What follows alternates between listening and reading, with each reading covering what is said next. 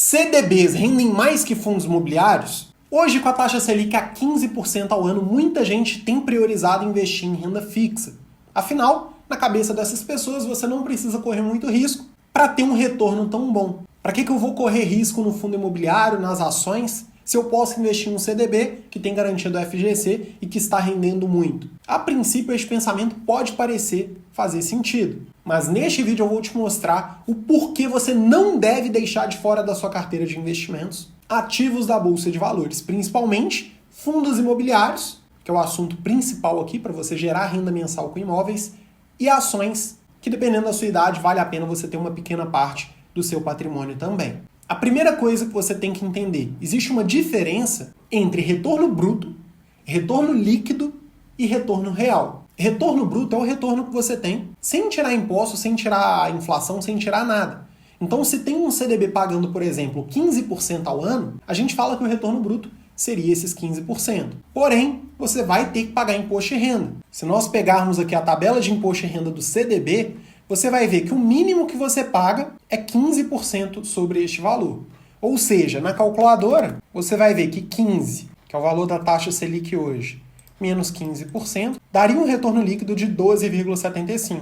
Como são juros compostos, isso aqui é equivalente a 1% ao mês. Só que este retorno aqui é o retorno líquido. Ele não é o retorno real. É o retorno que você tem acima da inflação. Afinal, se a pessoa investiu, por exemplo, R$1.000 e ganhou R$120 no ano, esse R$120 ele não é um retorno acima da inflação. Se nós puxarmos aqui a inflação dos últimos 12 meses, você vai ver que ela está em torno de 5%. Ou seja, este CDB estaria dando um retorno real de cerca de 7% ao ano. Arthur, tá ruim? Não é que tá ruim, mas nós temos duas coisas. Primeiro, essa rentabilidade ela não tende a se manter por muito tempo, afinal a taxa Selic tende a cair nos próximos meses. E segundo, dá para ter um retorno ainda melhor. Eu vou acessar aqui o Fundamentei para a gente poder comparar com alguns fundos imobiliários que estão listados na nossa Bolsa de Valores há muitos anos. Por quê? Fundos imobiliários não são investimentos de curto prazo. Então, se você pesquisar uma janela de 2 anos, 1 ano, 3 anos, 5 anos, pode ser que os fundos imobiliários tenham tido um retorno muito abaixo do que você espera. E é isso que muita gente tem feito, né? A pessoa começou a investir em fundo imobiliário em 2021, em 2022, e ela fica se questionando, é melhor eu ter o retorno do CDB com garantia do que ter este retorno que eu estou tendo. Mas fundos imobiliários não são investimentos para curto prazo. Afinal, o mercado imobiliário ele tem ciclos bem longos. Para você garantir um retorno acima da inflação, um retorno que de fato vai fazer esses imóveis terem uma valorização muito forte, você vai precisar de bons anos de investimento. É óbvio que a renda que você vai receber vai ser mensal, e essa já é uma das vantagens, que ainda que você tivesse um retorno igual no CDB, valeria a pena, porque o risco dos fundos imobiliários neste longo prazo não tende a ser tão alto. Para a pessoa que mantém essas cotas aí por 10, 15, 20 anos, é praticamente uma renda fixa. E aí você tem um retorno mensal isento do imposto de renda, coisa que no CDB você não tem. Mas vamos pegar aqui para a gente poder considerar. Hoje nós temos cerca de 400 fundos aqui no nosso país, né? É óbvio que a grande maioria desses fundos não vai ter um patrimônio de pelo menos 1 bilhão. Se nós olharmos aqui, 392 fundos têm um patrimônio de até 1 bilhão, que já seria um critério para você eliminar grande parte desses fundos aqui. Afinal, quanto maior o patrimônio, melhores serão os imóveis que este fundo vai ter acesso, né? Isso aqui já seria um critério muito relevante para escolher os fundos imobiliários. Então, vou colocar aqui de 1 bilhão para cima, deu 51 fundos, beleza. Primeira coisa que eu vou fazer é escolher fundos de tijolo ou híbrido, né?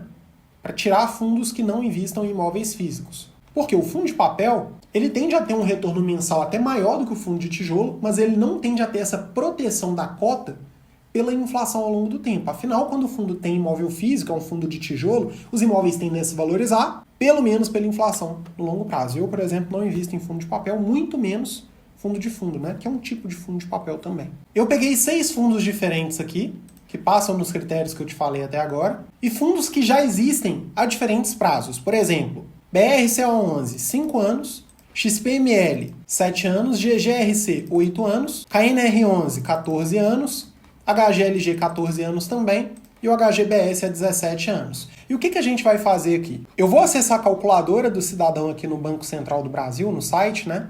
Para a gente corrigir os valores pela taxa Selic. Então, por exemplo, BRCA11, Em 5 anos ele deu 58% de retorno. Eu vou pegar essa mesma data aqui, 5 de dezembro de 2019, e olha que é um prazo curto, tá? Não tem nem 6 anos ainda. Vou colocar a data de ontem e vou corrigir aqui R$1.000, só para a gente saber o valor. Teria dado 66%, ou seja, mais do que os 58% do BRCO11. Grava isso, tá? Agora vamos aumentar um pouco os prazos. Vou pegar o XPML, 7 anos, 28 de dezembro de 2017. Vou corrigir os mesmos R$1.000, 87%. Aqui no XPML 11, 95%. Então, aqui já teria um retorno melhor do que a Selic. É óbvio que você pode pegar um CDB rendendo mais do que a Selic. Vamos continuar aumentando os prazos aqui. Esse GGRC está com um prazo muito parecido, tá? 8 anos.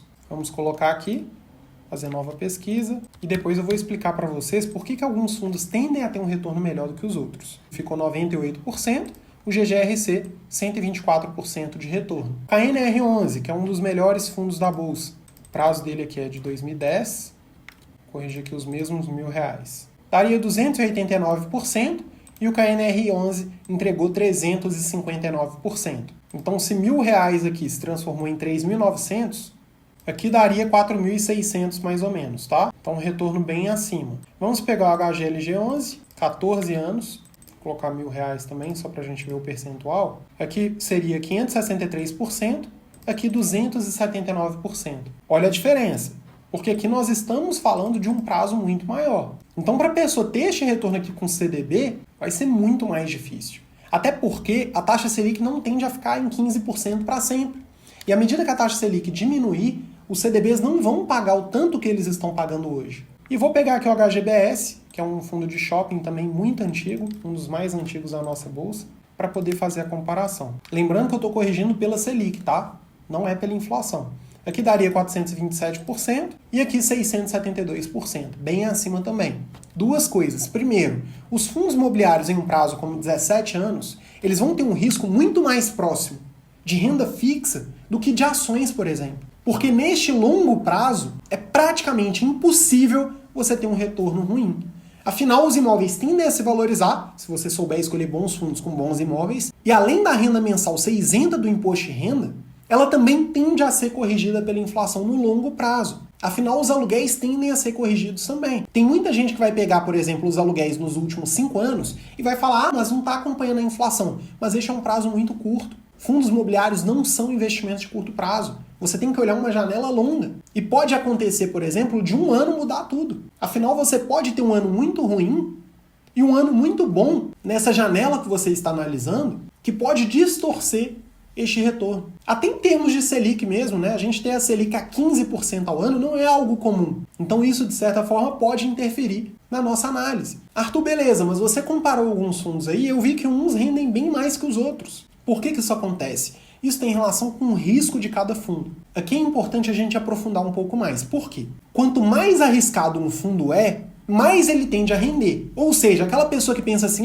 eu vou comparar 2 fundos olhando o retorno e vai no que mais rende, normalmente essa pessoa vai correr muito mais risco. Afinal, o próprio mercado, ele precifica os seus ativos em relação ao risco e o potencial de retorno que cada um tem. De forma que, se tem 2 fundos entregando o mesmo retorno, mas um é muito mais arriscado que o outro, se eles estão dando o mesmo retorno, o mercado provavelmente iria investir só no fundo mais seguro. Só que quando tem muito mais gente buscando o fundo mais seguro, o que acontece com o preço da cota? Ela tende a valorizar. Ou seja, ele passa a dar um retorno menor do que aquele outro fundo que é mais arriscado. Vamos supor que eles estão dando o mesmo rendimento mensal com a cota no mesmo preço. O mercado iria comprar muito mais o fundo que é mais seguro. Naturalmente, a cota iria aumentar, porque está tendo mais demanda, só que o fundo mais seguro está com a cota mais cara. Ou seja, você ganha menos por cota, né, proporcionalmente, do que no fundo mais arriscado. E no caso dos fundos imobiliários, onde você não tem o potencial de multiplicação de uma empresa da Bolsa de Valores, por exemplo, de uma ação, na minha opinião, não compensa você correr muito risco. Porque você está usando um investimento que, de certa forma, tem um retorno meio que limitado, né? Dificilmente um imóvel que vale 100 milhões de reais vai valer 1 bilhão. Tem um limite nisso. Mas aí a pessoa acaba correndo muito risco. Na minha opinião, não faz sentido. Você pega o exemplo da Nvidia, né? Que é uma das maiores empresas do mundo. Nos últimos 5 anos ela teve uma valorização de 1.300%.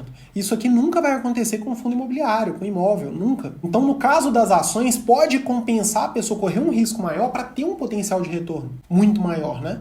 Coisa que não acontece nos fundos imobiliários. Então, tomem muito cuidado com essas duas coisas. Primeiro, tem muita gente que está investindo só em CDB achando que vai ficar rico, não vai. Você precisa de investimentos melhores, tanto os fundos imobiliários quanto as ações. E segundo, ao investir nesses investimentos, não olhe só para o retorno. Priorize a sua segurança. Afinal, correr muito risco não é garantia de ter mais retorno. Você pode ter este retorno em potencial, mas a gente não sabe se isso realmente vai acontecer. Priorize a sua segurança, a segurança da sua família e construa uma carteira de investimentos diversificada, com vários investimentos diferentes. Se você quer aprender como fazer isso, eu vou te mostrar em 4 horas de conteúdo na imersão Rota do Patrimônio. Nos próximos dias vai acontecer este evento e eu vou te mostrar como criar essa carteira completa para multiplicar o seu patrimônio e gerar renda todos os meses sem correr riscos desnecessários. Você vai entender exatamente onde colocar o seu dinheiro em cada tipo de investimento para ter uma carteira que trabalha no automático para você. Para participar é só acessar o link que eu vou deixar aqui na descrição e garantir a sua vaga, um valor promocional que não faz sentido você ficar de fora. Se você gostou deste vídeo, inscreva-se no canal, ative as notificações, me siga lá no Instagram também, @prontoprainvestir, e a gente se vê no próximo vídeo. Fica com Deus!